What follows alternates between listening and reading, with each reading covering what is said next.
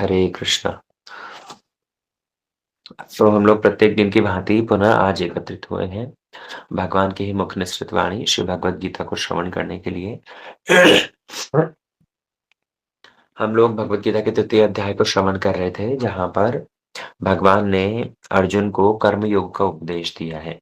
ये तृतीय अध्याय का टाइटल ही कर्म योग है। और हम लोगों ने श्रवण किया था कि कैसे भगवान अर्जुन को बतला रहे हैं कि अर्जुन, तुम्हारे लिए कर्म योग ही ज्यादा श्रेयस्कर है। तुम यदि ज्ञान योग के लिए क्वालिफाइड हो, तब पर भी तुमको कर्म योग का आश्रय लेना चाहिए, ताकि लोगों के लिए तुम एक अच्छा उदाहरण सेट कर सको। और कर्म योग के माध्यम से ही तुम्हारी क्रमशः उन्नति होगी। अर्थात जो लोग कर्म योग का आश्रय लेते हैं, निष्काम कर्म योग का आश्रय लेते हैं, ऐसे व्यक्ति क्रमशः उन्नति को लाभ करके और अंततः भक्ति योग में प्रतिष्ठित हो सकते हैं। ऐसी बातें भगवान ने अर्जुन को बतलाई थी।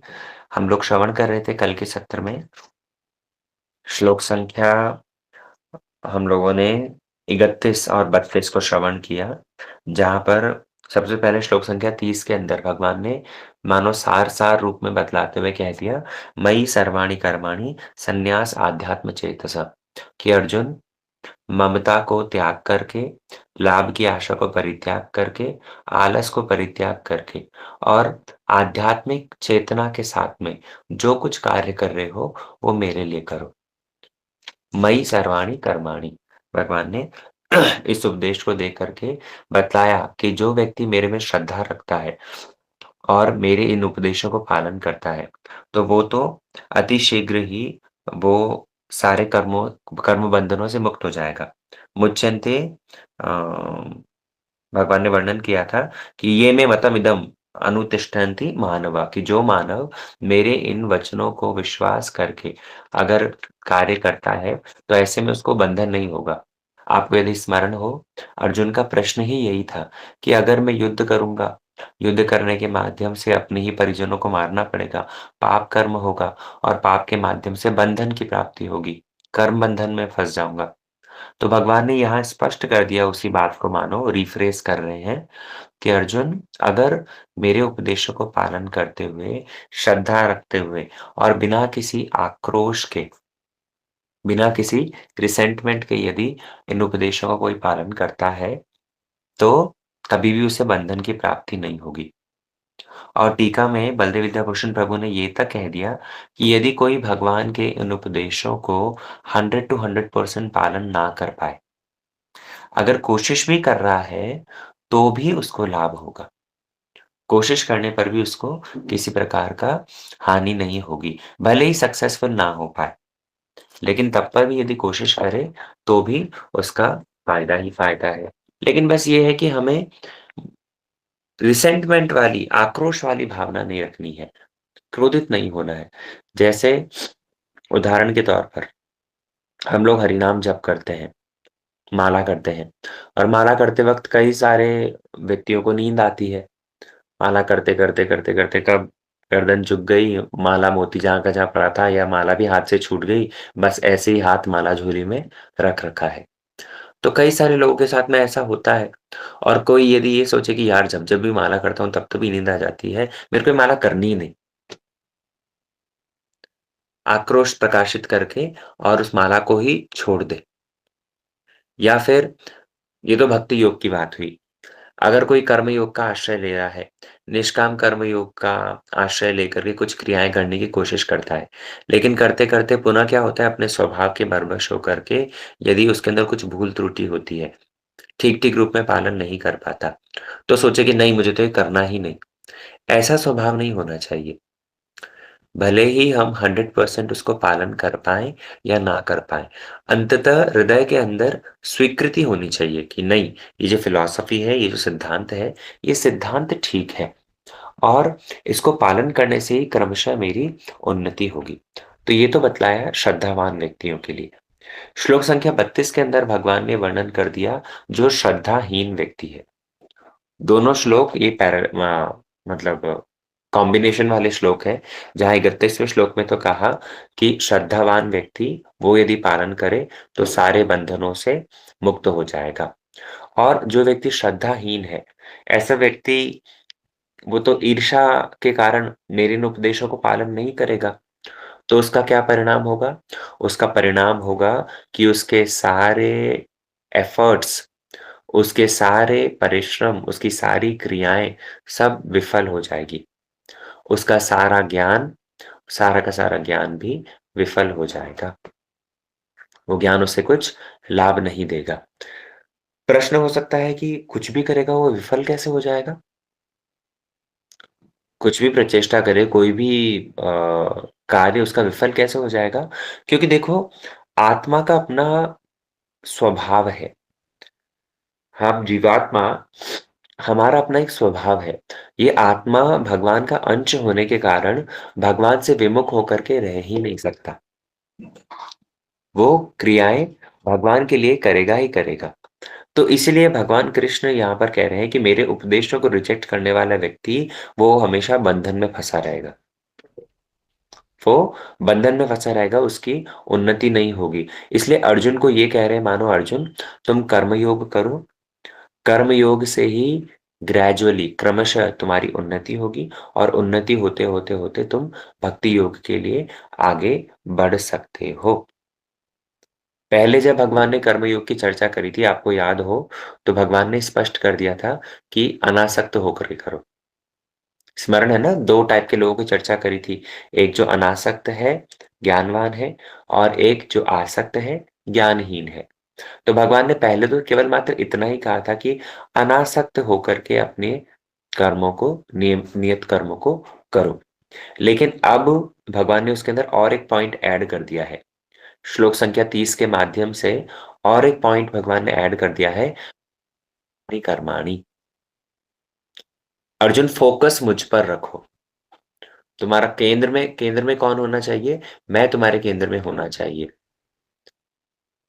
केंद्र में अगर मुझे रख रहे हो, फोकस अगर मुझ पर है, सारे कर्म मेरे लिए कर रहे हो, मयि सर्वाणि कर्माणि, है ना? मुझे ही सारे कर्मों का फल यदि समर्पित कर रहे हो, श्रद्धा रख रहे हो, तब जाकर के तुम्हारा कर्मयोग सफल होगा, है ना? अब अगले श्लोक पर चलते हैं। अगला श्लोक बड़ा महत्वपूर्ण श्लोक, जहाँ पर भगवान ने पुनः वापस नियुक्त करने की बात करी है। भगवान कहते हैं, सदृशं चेष्टते स्वस्या प्रकृतेर्ज्ञानवानपि प्रकृतिं यान्ति भूतानि निग्रह किं करिष्यति। बड़ा कन्फ्यूजिंग श्लोक है ये भगवद गीता का। यहाँ पर भगवान ने कहा, सदृशं चेष्टते स्वस्य, स्वस्य मतलब अपना, अपने स्वभाव के अनुसार, सदृशम अर्थात व्यक्ति का जो अपना प्रकृते ज्ञानवान अपि, ज्ञानवान व्यक्ति, जो व्यक्ति शास्त्र ज्ञान रखता है, जो व्यक्ति भगवान के प्रति श्रद्धा रखता है, ऐसे ज्ञानवान व्यक्ति प्रकृति के बरबस होकर के, स्वस्थ प्रकृति अर्थात अब प्रकृति मतलब यहाँ पर स्वभाव लेना होगा। व्यक्ति अपने स्वभाव के अनुरूप, ज्ञानवान व्यक्ति भी क्या करता है? सदृशं चेष्टते, वो चेष्टाएँ करता है, कार्य करता है। अर्थात ज्ञानवान व्यक्ति भी अपने स्वभाव के अनुसार एक पर्टिकुलर वे में एक्ट करने के लिए बाध्य है। वापस से समझना, सदृशं चेष्टते स्वस्या प्रकृति ज्ञानवान अपि। ज्ञानवान अपि मतलब ज्ञानवान व्यक्ति भी स्वस्य चेष्टा, स्वस्य प्रकृति, अपनी प्रकृति के अनुसार चेष्टा करता है, कार्य करता है। तो फिर प्रकृतिम यान्ति भूतानि निग्रह किम करिष्यति, तो फिर निग्रह करने की अर्थात दमन करने की आवश्यकता ही कहाँ है? अब जैसे ये बात सुनते हैं, तो यहाँ पर मानो कुछ लोग कहने लग जाते हैं कि भगवान स्वयं कह रहे हैं कि निग्रह किम करिष्यति, कि निग्रह करने की आवश्यकता क्या है? भला दमन करने की क्या आवश्यकता है? भ द द दमन करने से क्या लाभ होगा? अर्थात जिसको जैसे विषय भोग करना है, वैसे विषय भोग करो। भगवान ने तो कह ही दिया, निग्रह किम करिष्यति। लेकिन यहाँ पर कॉन्टेक्स्ट को समझना पड़ेगा। यहाँ पर जो प्रसंग चल रहा है, उस प्रसंग को बहुत ध्यान से समझना पड़ेगा। बलदेव विद्याभूषण प्रभु ने और चक्रवर्ती ठाकुर ने, दोनों ने अलग-अलग तरीके से इसको समझाने की कोशिश करी है। यहाँ पर भगवान बतला रहे हैं कि देखो, ज्ञानी पुरुष वो भी अपने पर्टिकुलर स्वभाव के कारण एक पर्टिकुलर तरीके से एक्ट करने के लिए बाध्य है। लेकिन यहाँ पर वो जो एक्ट कर रहा है, वो जो कुछ क्रियाएँ करेगा, जो कुछ कर्तव्य करेगा, वो धार्मिक बाउंड्रीज़ के अंतर्गत होगा। व्यक्ति का जो स्वभाव है, भगवान यहाँ जब कह रहे हैं निग्रह किम करिष्यति, कि दमन करने से क्या लाभ होगा, तो इसका मतलब ये नहीं है कि मन में जो इच्छा आ रही है उसी को ही पूरा कर लो, उसको सप्रेस मत करो। है ना? आपने देखा होगा काफ़ी जगह पर हम कहते हैं कि नहीं, हृदय के अंदर जितनी भी दुर्वासनाएँ आ रही हैं तो उनको दमन करो और सद्वासनाओं के अनुसार ही कार्य करो।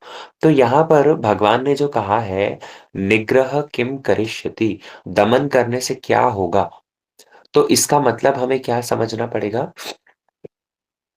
इसका मतलब हमें समझना है कि व्यक्ति का वर्ण के अनुसार जो स्वभाव है, उसको उसके अनुसार कार्य कर सकता है। लेकिन अनर्थों के अनुसार जो उसके हृदय में वासना है, उसको दमन करना पड़ेगा। यहाँ पर एक शब्द आया है, आपने यदि ध्यान दिया हो श्लोक में, प्रकृते ज्ञानवानपि, स्वस्या प्रकृते ज्ञानवानपि। प्रकृति मतलब क्या यहाँ पर? प्रकृति मतलब व्यक्ति का स्वभाव। कौन-सा स्वभाव? जिस वर्ण में उसका जन्म हुआ है, जिस आश्रम में वो है, वर्णाश्रम के अनुरूप उसका जो स्वभाव है, वो दमन करने से बात नहीं बनेगी। 2 चीज़ें हैं, एक है प्रकृति, एक है वासना। ध्यान से समझना। प्रकृति मतलब व्यक्ति का स्वभाव। स्वभाव कैसे? हम जीवात्मा हैं। हम जीवात्मा को कोई न कोई शरीर मिला है। मिला है ना? किसी को ब्राह्मण का शरीर मिला है, किसी को क्षत्रिय का शरीर मिला है, किसी को वैश्य का शरीर मिला है, किसी को शूद्र का शरीर मिला है। तो व्यक्ति को, हम जीवात्मा को जैसा शरीर मिला है, उस शरीर के अनुसार हमारी कुछ न कुछ प्रोपेंसिटीज़ हैं। उस शरीर के अनुसार हमारी कुछ न कुछ इंक्लिनेशंस, कुछ न कुछ स्वभाव हमारा बना हुआ है। तो उस स्वभाव के अनुसार, उस वर्ण के अनुसार हम एक्ट करने के लिए बाध्य हैं। लेकिन कभी-कभी क्या होता है, हृदय में रहने वाले अनर्थों के कारण, काम, क्रोध, लोभ, मोह, मद, मात्सर्य, इन अनर्थों के कारण कभी-कभी हमारे हृदय में दुर्वासना आती है। तो उन वासनाओं को कंट्रोल करना है।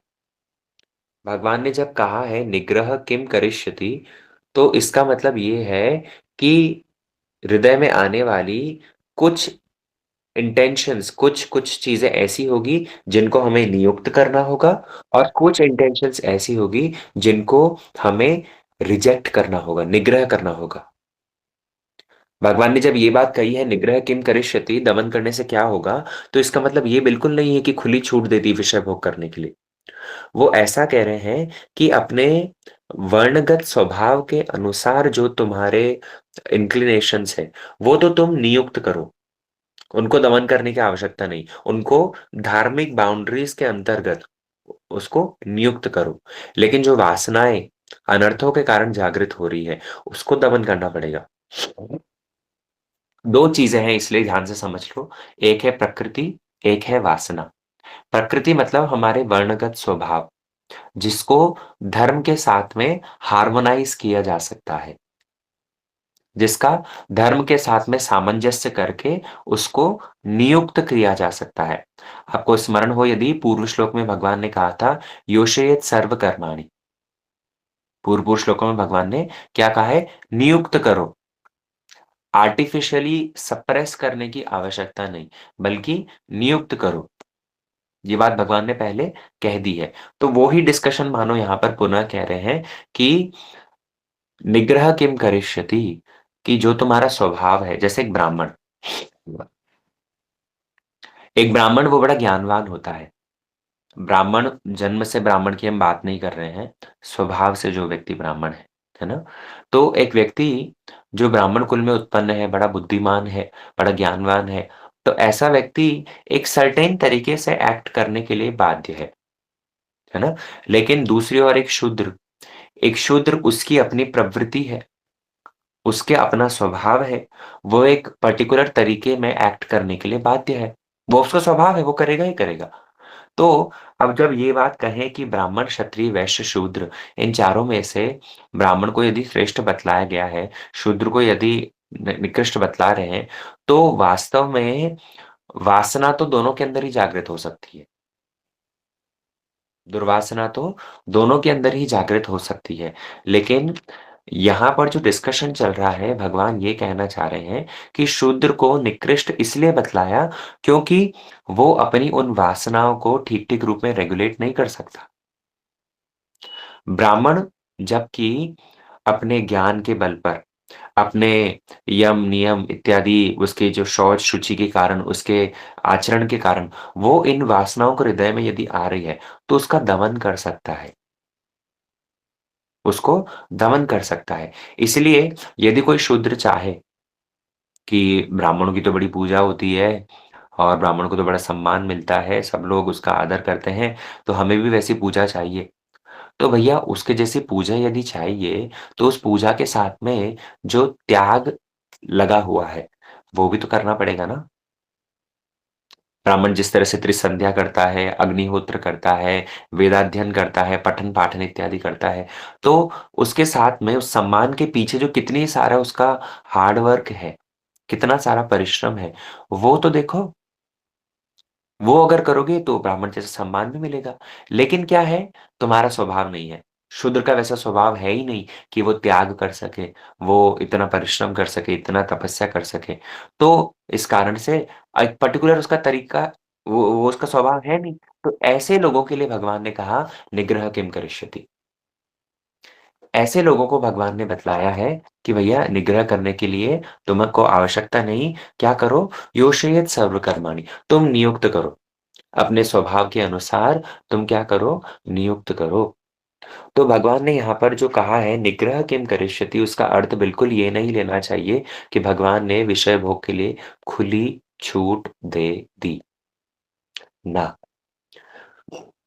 जो भी अनर्थों के कारण काम, क्रोध, लोभ, मोह, मद, मात्सर्य के कारण हृदय में अगर दुर्वासना आ रही है, तो उस दुर्वासना को तो सप्रेस करना ही पड़ेगा, निग्रह करना ही पड़ेगा, उसको दमन करना ही पड़ेगा। लेकिन वर्ण के अनुसार, वर्णगत स्वभाव के अनुसार जो हमारी प्रकृति है, जो हमारे जो इंक्लिनेशंस है, उनको दमन करने की आवश्यकता नहीं बल्कि उनको धार्मिक बाउंड्रीज़ के अंतर्गत रहते हुए नियुक्त करो।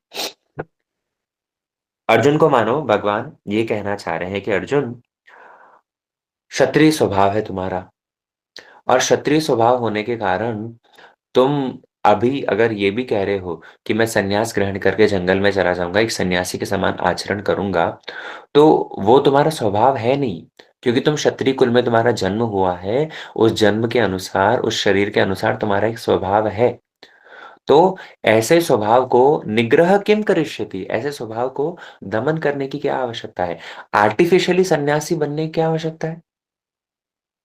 हमने पहले भी ये सारी चर्चाएँ कर कर ली है कि बाहर से आर्टिफ़िशियली संन्यास वेश धारण कर लिया और मन ही मन बहुत सारी दुर्वासनाएँ भरी पड़ी है, तो उसका लाभ नहीं है।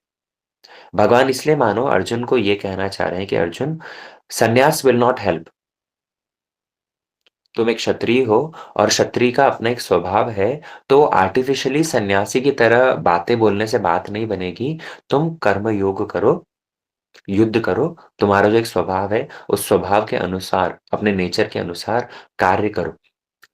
उसके माध्यम से ही क्या होगा, क्रमशः तुम्हारी उन्नति होगी। अब इस श्लोक के अंदर हमारे लिए क्या शिक्षा? हम जैसे साधक, हमें यदि कहा जाए कि अपने स्वभाव के अनुसार कार्य करो, तो हम कौन-से वर्ण में हैं? हमारा कौन-सा वर्ण है और हम किस-किस वर्ण के अनुसार कैसे एक्ट करेंगे? तो देखो भैया कलयुग के अंदर तो सब व्यक्ति ही ये वर्ण व्यवस्था जो है ये संपूर्ण रूप में नष्ट हो गई है। क्यों? क्योंकि ब्राह्मण कुल में शरीर अगर ब्राह्मण कुल में जन्म भी हुआ है, तब पर भी ब्राह्मण जैसी क्रियाएँ माता-पिता ही नहीं करते। दादा इत्यादि की ही वैसी क्रियाएँ नहीं हैं, तो संतानों में भी वैसी ब्राह्मण युक्त आचरण देखने को नहीं मिल रहा, है ना? दूसरी बात, हर किसी को ही नौकरी करनी है। हर व्यक्ति कोई बिज़नेस कर रहा है, कोई नौकरी कर रहा है, तो ये नौकरी करने वाला जो कार्य है, किसी के अधीन रह कर के कार्य करना, उसकी उनको संतुष्ट करना, ये तो प्रवृत्ति शूद्र की है। तो कलयुग में तो प्रायः सब लोग ही शूद्र हैं। दूसरी ओर यदि कोई बिज़नेसमैन भी है, वाणिज्य व्यवसाय भी कर रहा है, तो वो जन्म भले ही किसी और कुल में हुआ हो, क्षत्रिय कुल में जन्म हुआ हो, लेकिन बिज़नेसमैन है, तो वो वैश्य कार्य कर रहा है। तो कलयुग के अंदर तो देखो वर्ण व्यवस्था पूरी बिगड़ी हुई है ना? तो एक साधक को क्या करना है, भगवान इस श्लोक के माध्यम से हमें ये शिक्षा दे रहे हैं कि व्यक्ति को अपना साधन करते-करते सेल्फ एनालिसिस करना पड़ेगा। अपने स्वभाव का स्वयं एनालिसिस करना पड़ेगा और उस स्वभाव के अनुरूप फिर एक्ट करना पड़ेगा। निग्रह किम करिष्यति, फालतू आर्टिफ़िशियली निग्रह करके, आर्टिफ़िशियली दमन करके लाभ नहीं होगा। इसलिए अब एक साधक को अपने स्वभाव का स्वयं एनालिसिस करते हुए उसके अनुरूप कार्य करना पड़ेगा। लेकिन पुनः इस बात को मैं वापस कह देता हूँ कि इस श्लोक का मतलब ये बिल्कुल नहीं है कि भगवान ने विषय भोग करने के लिए खुला लाइसेंस दे दिया, निग्रह किम करिष्यति, दमन करने से कोई लाभ नहीं है, इसलिए खुली छूट है। कई लोग भगवान के इन्हीं वचनों का होते हैं ना भोगी लोग, शास्त्र के ही वचनों का आश्रय लेकर के और विषय भोग में लिप्त हो जाते हैं। भगवान ने कहा है, निग्रह किम करिष्यति, तो इसलिए खुला विषय भोग करो। स्वभाव जैसा है, जैसे हमारी इंद्रियों की वृत्ति है, वो उसके अनुरूप कार्य करो। भगवान यद्यपि अगले श्लोक के अंदर इसको स्पष्ट कर देंगे। लेकिन तब पर भी आप ओवरऑल कॉन्टेक्स्ट यदि देखो, तो उससे भी समझ पाओगे कि भगवान यहाँ पर अर्जुन को सावधान कर रहे हैं। अर्जुन ने क्योंकि पाप की बात करी है, अर्जुन ने क्योंकि अपने ही स्वजनों को मारने की बात करी है, तो भगवान यहाँ पर इसलिए अर्जुन को समझा रहे हैं। आगे जो श्लोक आएँगे उसके माध्यम से पता हो जाए चल जाएगा। भगवान अर्जुन प्रश्न करेंगे कि पाप का मूल कारण क्या है? भगवान कहेंगे काम है। तो काम के बारे में जब भगवान ये अर्जुन प्रश्न करेंगे, तो वहाँ पर भगवान स्पष्ट कह देंगे कि नहीं, ये काम सबसे बड़ा शत्रु है। और इस काम के बरबस होकर के जो भी क्रियाएँ की जाए, वो बड़ी भयानक होती है। इसलिए इस काम को क्या करो, दमन करना पड़ेगा। आगे के श्लोकों में ये चीज़ स्पष्ट हो ही जाएगी। तो भगवान इस निग्रह किम करिष्यति माध्यम से ये नहीं कह रहे कि विषय भोग करो, कामनाओं को पूर्ति करो, कामनाओं को सप्रेस करने की आवश्यकता नहीं। ना, भगवान ने यहाँ पर उस स्वभाव की चर्चा करी। इसलिए शब्द देखो आया है प्रकृति। प्रकृति के कई सारे अर्थ हो सकते हैं, लेकिन यहाँ पर प्रकृति का अर्थ जो हमें लेना है, वो क्या है? वर्णगत स्वभाव। व्यक्ति के व्यक्ति को जो शरीर प्राप्त हुआ है, उस शरीर का एक स्वभाव है, उस शरीर का काफ़ी समय से क्योंकि हम जैसी क्रियाएँ करते हुए आए हैं, तो उसके अनुरूप उसका एक स्वभाव सृष्टि हो गया है। तो उस स्वभाव के अनुसार धार्मिक बाउंड्रीज़ के अंतर्गत कार्य करना पड़ेगा। बलदेव विद्याभूषण प्रभु ने इस तरह की बात यहाँ पर स्पष्ट करी है। अब चक्रवर्ती ठाकुर की टीका तो और भी एक स्टेप आगे है, तो उसको हम लोग फिर कम से कम संपूर्ण रूप में कल ही श्रवण करेंगे। लेकिन यहाँ पर भगवान के उस इंटेंशन को हमें समझना पड़ेगा केवल, है ना? आपका ये जो डिस्कशन चल रहा है, भगवान अर्जुन को कर्म योग के लिए ही प्रोत्साहन दे रहे हैं। तुम क्षत्रिय हो, क्षत्रिय एक सन्यासी की भांति सारे कर्तव्यों को छोड़ करके और जंगल में जाकर के रह नहीं सकता, इसलिए अपने कर्तव्यों को करो। कर्म योग को करो। कर्म योग के माध्यम से ही तुम्हारी क्रमशः उन्नति होगी। ये भाव भगवान यहाँ पर बतला रहे हैं। ठीक है? आज के सत्र को हम लोग यहीं विश्राम देते हैं। भगवान ने श्री चक्रवर्ती ठाकुर ने इस श्लोक के ऊपर बड़ी सुंदर टीका करी है, तो वो फिर हम लोग श्रील गुरुदेव की जो गीता है उससे कल लाइन बाय लाइन पढ़ करके जैसे होगा उसको समझने की चेष्टा करेंगे। फिर आगे वाले श्लोकों में हम लोग प्रवेश करेंगे। वाञ्छाकल्पतरुभ्यश्च कृपासिन्धुभ्यैव च पतितानां पावनेभ्यो वैष्णवे। हरे कृष्णा प्रभु जी, धन्यवाद, प्रणाम। प्रभु जी, जो गीता का हम रेफरेंस और टीकाएँ ले रहे हैं, ये बलदेव विद्याभूषण प्रभु जी, विश्वनाथ चक्रवर्ती ठाकुर दोनों गीता से ले रहे हैं ना? हाँ जी, जो एक्सप्लेनेशंस हैं दोनों गीताओं से कंबाइंड और कुछ-कुछ गुरुवर्गों का जो लेक्चर्स हैं उनसे भी जैसे संभव हो रहा है वैसे हम बतलाने की कोशिश कर रहे हैं। भक्तिवेदांत स्वामी महाराज जी द्वारा दी हुई जो टीका है उसके हाँ, वो बलदेव विद्याभूषण जी। हाँ, हाँ। और हमारे श्रील गुरुदेव भक्तिवेदांत नारायण गोसाई महाराज जी वाली जो बुक है, तो उसके अंदर चक्रवर्ती ठाकुर की टीका है। तो दोनों का मिला-जुला ही हम श्रवण करने की कोशिश कर रहे हैं। हुँ। जी, प्रभु जी।